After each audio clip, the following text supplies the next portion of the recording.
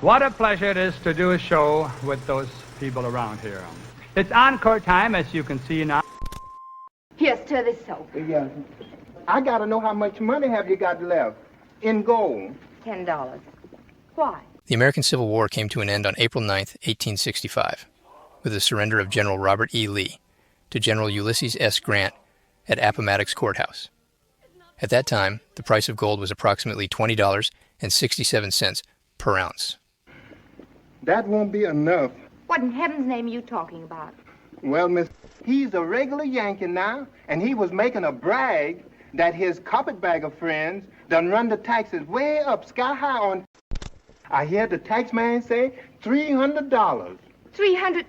Oh, might just as well be 3 million. When adjusting for an average inflation rate of 2% per year, the approximate equivalent value of $1 from 1865 today is around $23.77. In 1865, the U.S. minted $1 gold coins weighing 1.672 grams, or 0.048 ounces, with a purity of 90% gold. Based on the current gold price of $3,150 per ounce, the value of that 0.048 ounce gold coin today would be approximately $151.20. Data from the period is patchy, but by 1870, Georgia's property tax system was generating more revenue than before the war. How? For example, the state's assessed property value dropped from about $670 million in 1860 to $260 million in 1870, reflecting the loss of slave wealth and war damage. Yet, tax rates crept up to offset this, sometimes doubling at the county level, from around 0.5% to 1% of assessed value in some areas, depending on local needs. The Federal Reserve System, the central banking system of the United States, was created on December 23, 1913, with the enactment of the Federal Reserve Act, signed into law by President Thomas Woodrow Wilson, a Democrat, was the 28th President of the United States, serving from 1913 to 1921. He was the only Democrat to serve as president during the Progressive Era, a time when Republicans dominated the presidency and legislative branches. Fast forward to 2025. The median home value in Georgia is about $300,000, and statewide taxable property likely exceeds $500 billion, based on 2022's $400 billion digest estimates adjusted for growth. Even accounting for inflation, $1,000 in 1865, approximately $21,000 today, that's a massive leap. $1,000 to $300,000 is a 14 times increase beyond inflation. Under a fiat system, nominal prices ballooned further as dollars multiplied.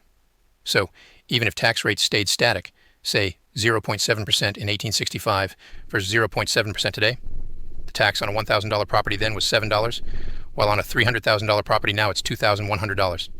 A 300x nominal jump, mostly from value growth. So why are there so many homeless in Atlanta?